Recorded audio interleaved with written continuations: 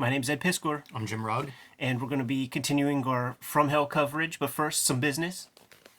Octobriana in 1976, world's first blacklight comic, in stores everywhere now, doing well, selling well, so pick one of these up if you want it. Fluorescent ink, unlike any other comic book, and it's now available on Comixology.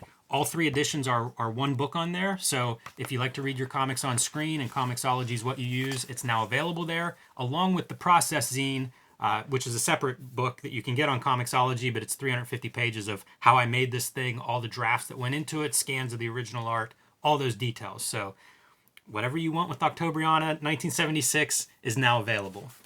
Patreon.com/Ed Piskor is where I'm serializing my Red Room comic strip. Issue 1 is up there in total or damn near close to it as we speak. $3 will get you the complete archive. I've been grinding this summer, Jimmy. Look at that page amount right there. Where's that camera? Yeah, that's a great shot. Yeah. 140 pages down. It's going to receive a print edition in 2021. So if you can't wait, Patreon's the way to go. Patreon.com/Ed Piskor. Those links are in the description below. But And Jimmy, full issue, man. Ready to read in time for Halloween. Perfect reading this Halloween season. yes, sir. And issue 2 is going to start up the very next week, man. So the strips are going to be serialized for the foreseeable future. Let's continue our From Hell coverage, chapter 9 through 12, I believe, and got some questions about like our thoughts on the color edition. This is the first time I've seen it. Yeah, I don't have too much to say about it. It's fine. I don't begrudge creators being able to, resell their work over and over. That's the great thing about owning your work. And certainly some people won't look at a black and white comic. So if this is what it takes to get you to read From Hell, by all means. I do like the black and white presentation. One cool thing about the color is it is by Eddie Campbell. So you are getting the artist applying the color and sometimes that's a fight between one artist and another. I think if you have the same artist, you're often going to get the best results.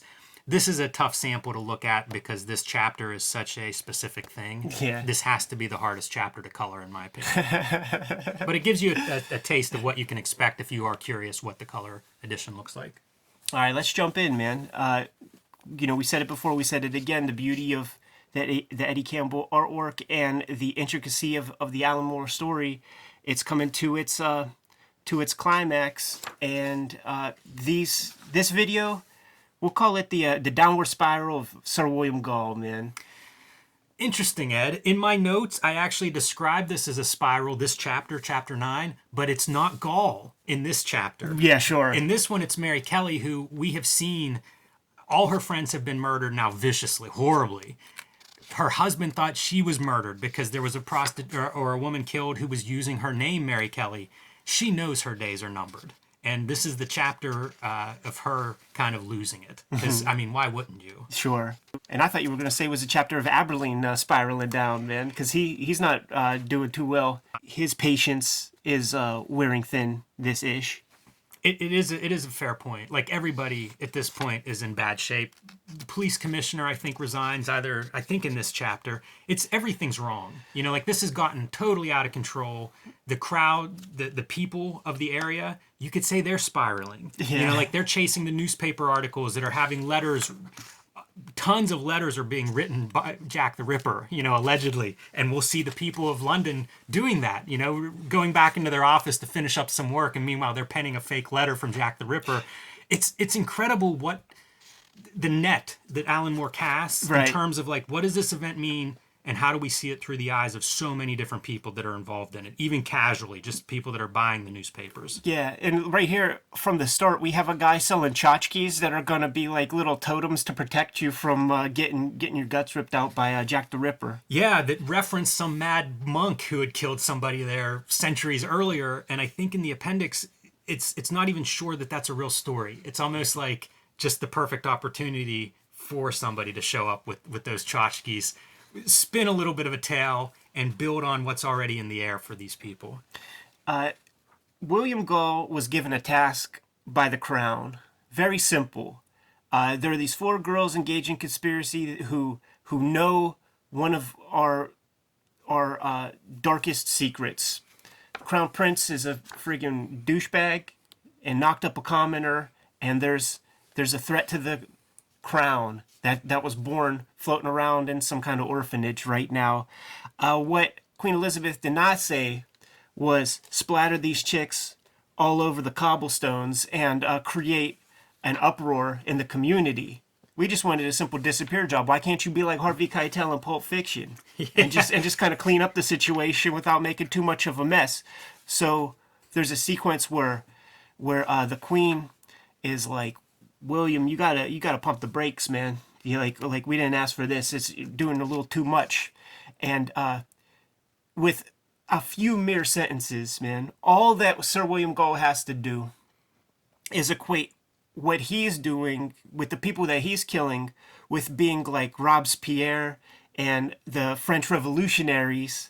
And she's like, you know what, on a second thought, go ahead, do your shit. Yeah, do what you got to do. Which goes back to his Masonic order that he's a part of. The Golden Dawn, apparently another one of these groups that's what he equates to that French uprising. And we see him interact with that guy at this point. It's masterful, the storytelling. Yeah. And I've been talking about how if you're into conspiracy theory, if you enjoy conspiracy theory, it is rife through this book. Yeah. And some of it's very obvious, he's working, the police know him, they know what he's doing. He's sort of directing them to help him and keep the investigators in a different direction. So there's some very clear conspiracy stuff, but all the Mason stuff is just read conspiracy theory. Right. It is rich with Masonic lore, and that's a big part of this story and where Gull especially is coming from. At Gull's house, man, is his resident Igor, known as Netley, who's getting he's tired of this stuff. He didn't sign up. All he wanted to do was drive a coach. Yeah, Netley's been in over his head from the get-go, from the beginning when he's driving the coach around London and realizing that there are bigger designs at work here. Poor Netley, but Dr. Gull's not letting him off either.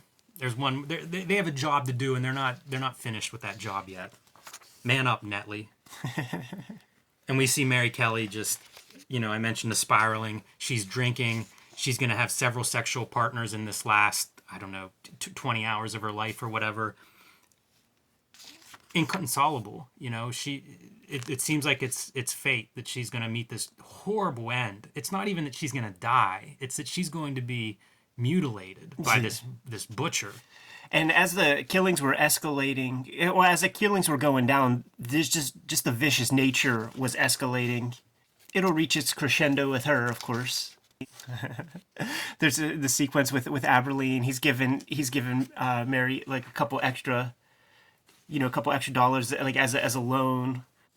She's very grateful, but at a certain point, he's like, maybe next time when you pay me back, we could go get a room together. And it like just kills everything. Like it just, you could see in like 2 panels, it destroys her whole perception of him even, man, where she's like, damn, the one dude who was my friend and didn't want to fuck me wants to fuck me. There it is, man. That psychic medium guy who got dissed by Sir William Gull is like, I'm going to cancel this motherfucker, man. I'm canceling this dude. He hurt my feelings. I'm going to the police. Man, Gull does really dismiss him just outright. Because the psychic, when they meet, the psychic expresses his sort of admiration for Gull and what he's done as a surgeon and such holds him in such high regard. And Gull's like, that's how much I disdain what you do. Man of science. Yes. Even though he does see goat gods and shit like that. Well, that's even more how dismissive he is. Right. Like, he's the only guy who's having these actual visions. Yeah. Ongoing inquest, these scenes are I guess, like, public revelations of what is known, as well as having, like, witness testimonies and things of that sort. I think a lot of this stuff, if you read the notes at the back, you see where a lot of these records, how you have a record of this stuff. Right. A lot of it comes out of these kind of public inquisitions and things. Right. This is one of the sequences with Sir William Gull and Netley that I really dig, where they're going to add another set of fake, Jack the Ripper notes, except this time it is from the main guys. But Sir William Gull is from such aristocracy that he can't even imagine how a dumb fuck would pen a letter to, the cops or whatever. So he almost leaves it up to Netley. let's just say you were the killer, right?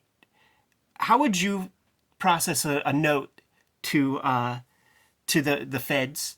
And can you please do it? Do you know how to write? Can you please do it in your chicken scratch? By the way, drops a kidney onto the paper. That's going to be a part of our little letter, Netley. And Netley's so defeated. Like, his body language is just crushed. He's so in over his head. And Gaul takes a minute, to kind of explain, like, yeah, of course you are. We are in hell. His interpretation of these mystical events, of seeing that goat god and everything that's happening, is that, yes, that's what we're doing. We're battling these forces of good and evil. We are in hell, Netley. You should feel this way. And of course, that's how you start the letter, is the return address from hell. How about that? The Eddie Campbell hand styles, dude, as Netley. Pretty good, right? But it's not going to be the only cool hand style lettering we're going to see from Mr. Campbell. Yeah, it's a really nice page. If you were going to buy a From Hell page, that'd be a really cool one to buy because of that interesting hand lettering. It's a great graphic design.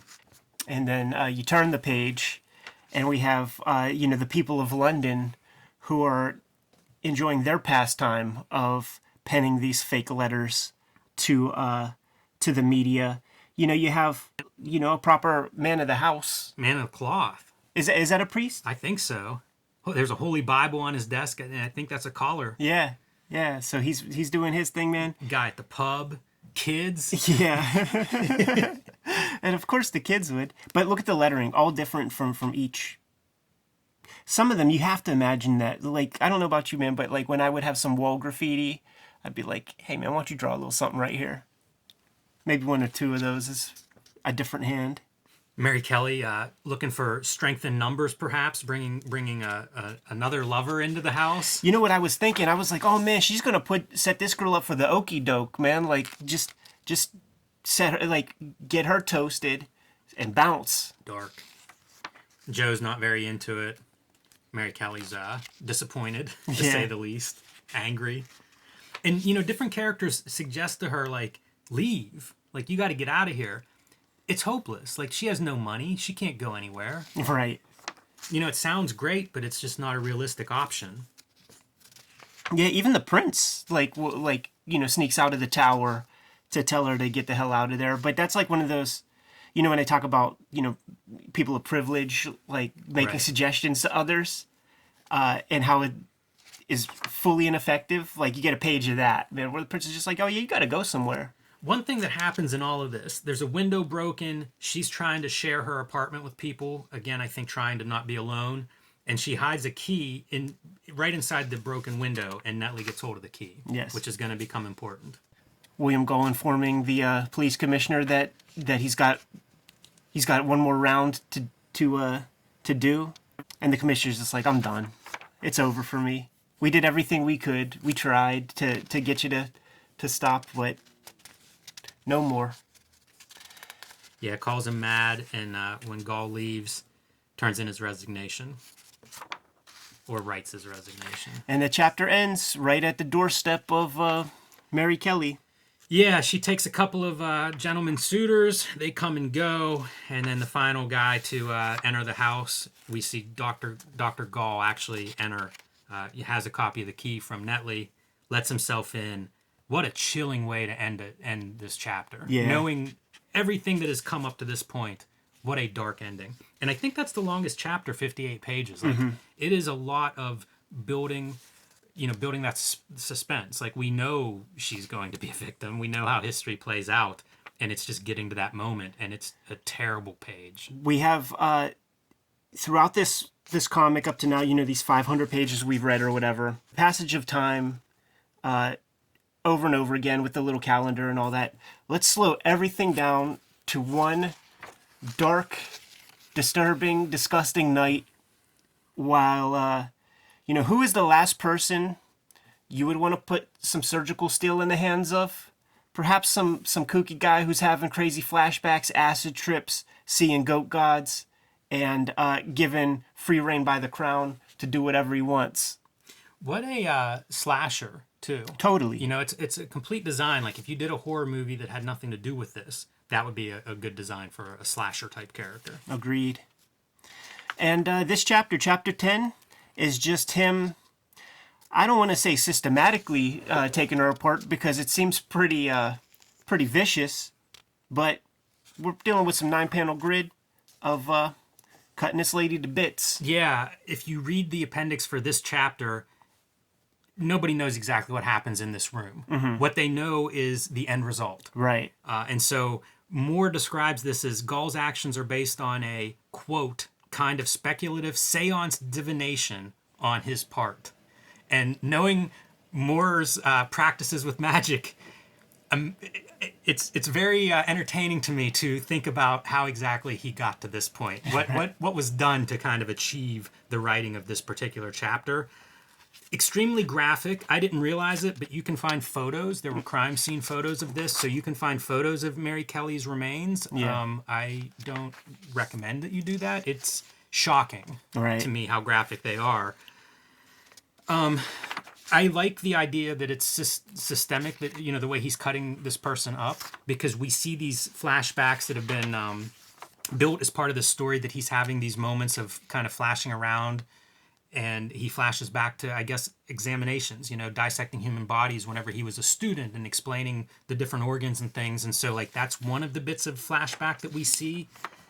Weird flash forwards to, you know, modern day. Like, this dude is psychotropic, man. Like, he's seeing visions. He's fully gone. There's your example of going back to his classroom days and having to talk to the instructors or the whoever it is that's judging him through this process to prove his knowledge of anatomy. The linen paper is back. Yes, it is. One of the details of this crime scene that stand out is that the kettle is melted. And speculation on that is it has to do with burning up the heart, which is a Masonic ritual, the idea of spreading the ashes of the heart, but the heart being such a dense muscle that it has to be a super high temperature. Reference to the anatomy lesson from Swamp Thing, right? And this could be called the anatomy lesson too. Like, we are having things described, where different organs are, how you reach them, what they look like. Almost literally, there are parts of this chapter that are an anatomy lesson. This part right here, the drawing of it, dude, of just cutting that fatty, like, leg tissue, extra gross. Yeah. Black ink abounds, man. This is a bloody fucking mess. Here we have the flash forward to the late 20th century, 100 years in the future or so. This is incredible. The office space, I spent years in that office space, and it's soul crushing. And that's how he describes it. Like, Gull is appalled by this. He describes women dress in a way that's just showing their sex, I think is the phrase he uses. And the men have no response. It's like they're dead. It's incredible, like the description, especially, like, it fits Gull's character pretty well in his where he's at. And then the computer images, it's just all very strange. This was one of the chapters when I read this the first time that really stood out to me. Yeah, me too. Like I was gonna say that this is the one where it's just like, okay, this is the way they were selling this book. It's like based on this chapter or something. You know what? There's one piece here, page 25, and there's a flash here where he's being called Tommy, and he says, "I'm not Tom, I'm not Jack, I'm William." I don't know what that's a reference to, and I couldn't find it in the notes. Right. That one stood out to me because most of the other stuff I think was fairly straightforward, but that I have no idea what that's a reference to. And here we see the heart being cut out and thrown into the fire, and it's just, I don't know, man. It's the height of darkness. Yes. He does it in a clinical way where he shows no emotion throughout this whole thing. Chapter 11, The Unfortunate Mr. Druitt, and the lead is not buried with that title. The Masons know that William Gull's running amok. They got to pump the brakes. They got to try to figure this out. They got to cease it. And the murders are done. The murders are completed. And maybe, you know, the public imagination will be sated once they have a record, once they have somebody. Right. That's the puzzle that the police and the Masons are trying to solve, is like they've got to offer up somebody. Yeah. You know, you can't, this can't just disappear without somebody hanging these murders on somebody. And right, that's your chapter title, fellow. We have Mr. Druitt, who's a teacher at the school, and and also the coach for the cricket team with all these young boys. Look, they did towel snapping in Victorian times. These seasoned law enforcement guys, when they see this crime scene, they've never seen anything like it. And she's been there for a minute, so the smells are crazy. There's a lot of fucking going on that bed too, so there's all sorts of extra body fluids on that shit. Yeah, they have to wait too. They're waiting for, I guess, the new commissioner. It's just the worst of the worst. As bad as it can be. They're all there and they can't really do anything except smell it and look at it for hours. So the Masons need a patsy. And this Mr. Druitt guy, he's not of means. He's not upper class. He has no real family, no kids, nothing like that. Nobody's gonna miss him, they decide.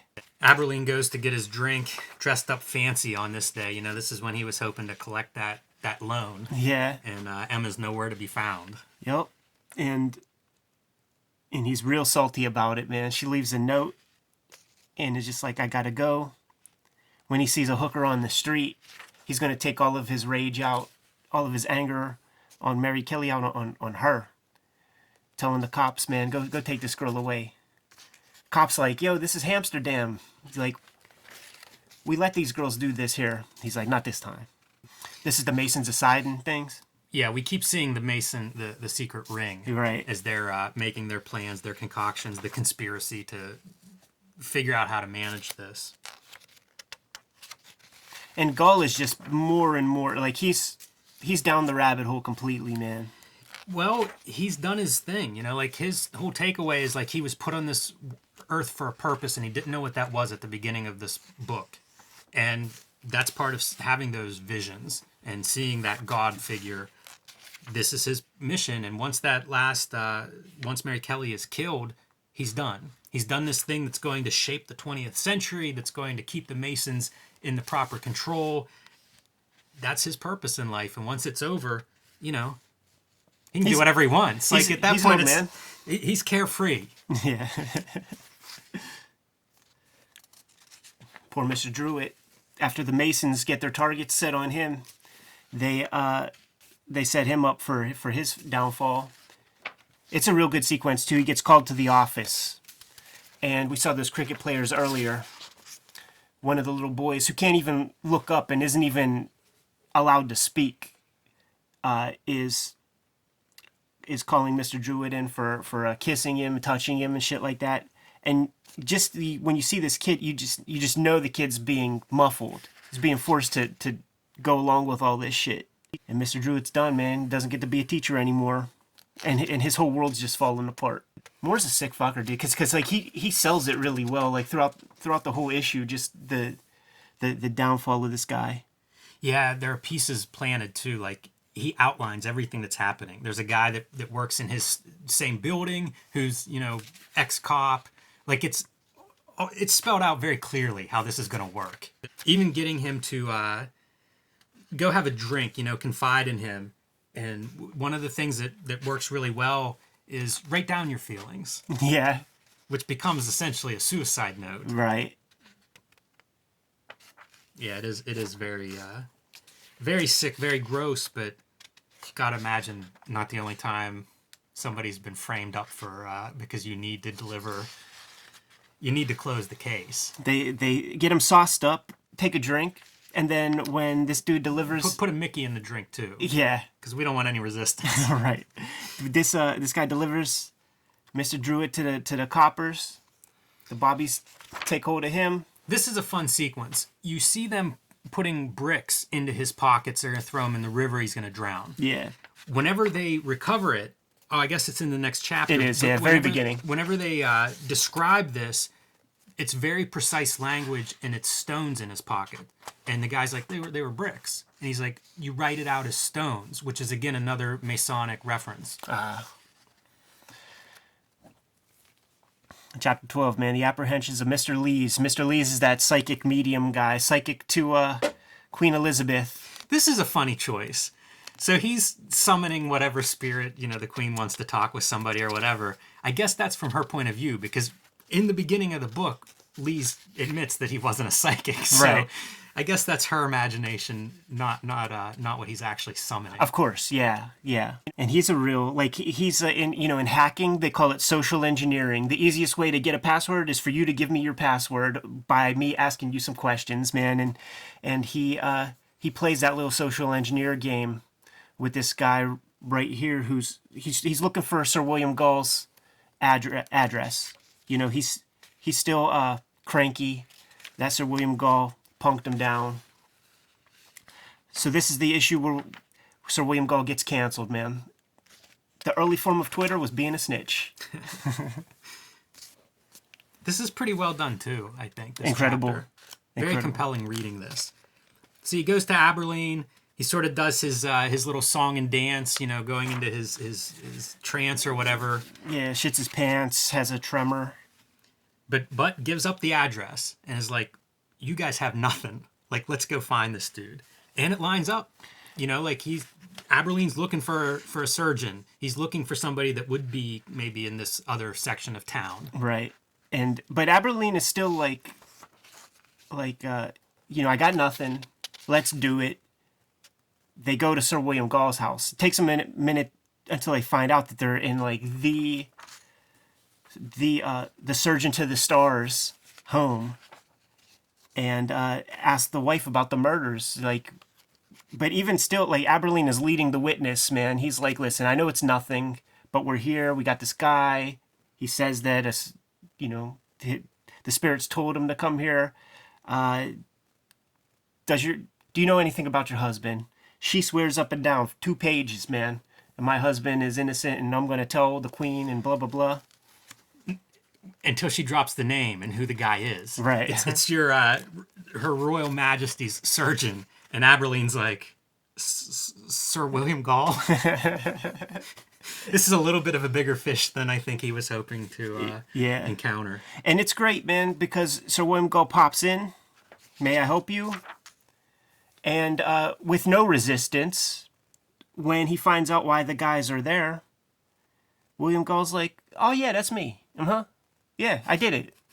You want something to drink? The wife is going crazy. This is the moment where Gull even taunts Lee's, have you ever had a real vision? Gets right in his ear, and he's like, I have. Yeah, and you see Lee just shitting his pants, man. When we have the questioning part here earlier, where is it? There's a part where Lee looks so happy the entire time. Mm-hmm. Yeah, until Gull confesses. Right. And the power balance definitely shifts. It's incredible. Like, we see them outside and they're like, what do we do? Oh, fuck. Yeah. The people who make the rules are breaking the rules. Like, what do you do in that scenario? Yeah, goes to the police chief and is like, well, we got him. Now what? The police chief, of course, high up Mason. The Masons have their own way to handle this. And so that's his plan. So they go to get him. The Masons send for him to have kind of whatever the equivalent of a trial is. They bring him in, enter Knight of the East. Yeah, and look at these guys. Like, how do you take these cats seriously, man, putting on their little gimmicks? And he doesn't. You know, whenever they challenge him, he says, I have no peers here present. And goes on to explain, like, he's doing the work of God and delivered from God to his ear. Like, these guys they mean nothing. Right. And they let him bounce, man, but they're trying to figure out, we let this cat out of the cage. What the heck do we do? And the consensus agrees, man. He's insane. So we have to get him out of town. We got to put him in an asylum and then let him talk. Like, that's actually like one of the things that when guys leave the CIA, when they dissent from the CIA, like, that they talk about, like, we let you say whatever, because some Okefenokee guy who's talking about seeing spaceships, who's going to believe you anyway? They need a doctor to sign off on his mental whatever. And this is his son-in-law who is a doctor, but you see, like, the Masons show up. They're like the Men in Black. Right. They talk about everything they could do. They could put a body in the ground and say it's him and then send him, you know, keep him sequestered somewhere. And they show, like, these long panels are just their fantasies of Sir William Gory, and they're like just enjoying it. You know, this is the Elks Club. These are a couple guys like just sitting around talking shit. They also reference Druitt. Rumors should come into circulation to confuse the scent. Say, for example, that the murderer were a deranged young man who took his own life after the crime by drowning in the Thames. Well, we've already seen, here it is, pulling out that body. You know, like, it's playing out almost in real time as they're cross-cutting. Right. Amazing storytelling. You know, it's several threads that are being woven through this chapter, including possible futures and fantasies and stuff, but all concluding with, it's already done. Yeah. You know, like this whole book, this is the premise. It's already done. Yeah, and it's great. We're on chapter 12. There's still a couple chapters to go, up an epilogue or two. But there's more story to tell. I wonder where it's going. It's a wild. This is another one of those books that is graphic novel it just means binding. Right. But this is one of those where it was like before it just meant a spine on the side of the book when people were really going for it. Like, we're going to do something ambitious here. We're going to tell a big story. And it's going to take several videos for us to give this book its justice, man. So we'll wrap it up. We'll wrap it up next week. Kayfabers, like, follow, subscribe to the YouTube channel. Hit the bell. We'll notify you when new vids are available. Octobriana is in stores now, also on Comixology. Going quick, so if you see it in person, get your hands on it ASAP. Red Room, my latest comic project, is being serialized on Patreon. Patreon.com/EdPiscor. $3 will get you the complete archive. Subscribe to the Cartoonist Kayfabe e-newsletter at the links below this video to keep up with everything we have going on. You can find Cartoonist Kayfabe merchandise and t-shirts at the links below this video. Give us some marching orders, Jimmy. We got to go finish this book ourselves. Read more comics. Moore.